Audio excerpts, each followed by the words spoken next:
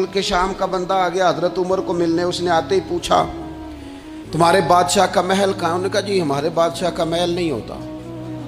ہمارے ہاں لوگوں نے سمجھ لیا نا کہ روب شاید کپڑوں کا ہوتا ہے، روب شاید گاڑیوں کا ہوتا ہے، بنگلوں کا ہوتا ہے، بہت بڑی کوٹھی کا روب ہوتا ہے. اور نہیں بھائی، روب تو بندے کے کردار کا ہوتا ہے،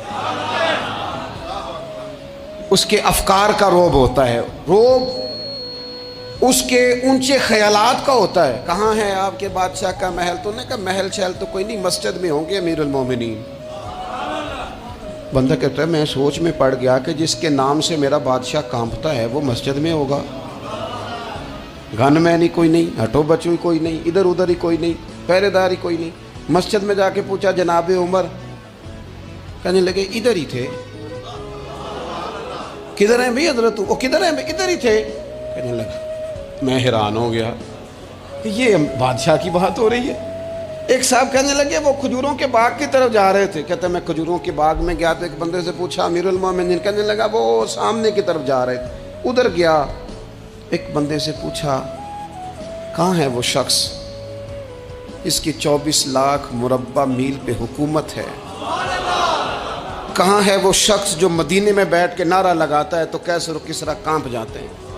وہ بندہ کدھر ہے کہ جس کی بات جگہ جگہ ہوتی ہے، جس کا تذکرہ سنا ہے کہ اسے دیکھ کے شیطان بھی رستے بدل جاتا ہے؟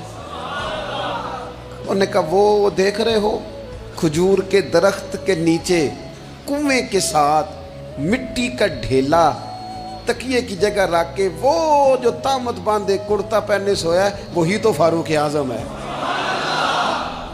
وہ شخص کہتا ہے عمر سوئے تھے. شیر سویا بھی ہو تو اس کا روب ہوتا ہے. شیر جو ہوتا ہے، شیر کبھی سو بھی جائے نا تو لوگ پھر بھی خوف کھاتے ہیں اور اس کے جاگنے کا خوف کھاتے ہیں کہ یہ کہیں جاگ نہ جائے. شیر جو ہوا، کہتے ہیں حضرت عمر سوئے تھے پر میں قریب گیا تو میرے وجود پہ روب طاری ہو گیا، روب. اور میری زبان سے بے ساختہ یہ جملے نکلے کہ عمر تو انصاف کر کے سویا ہے نا، تو مٹی کے ڈھیلے پہ بھی تجھے سکون کی نیند ہے. ملک شام کا بندہ آ گیا حضرت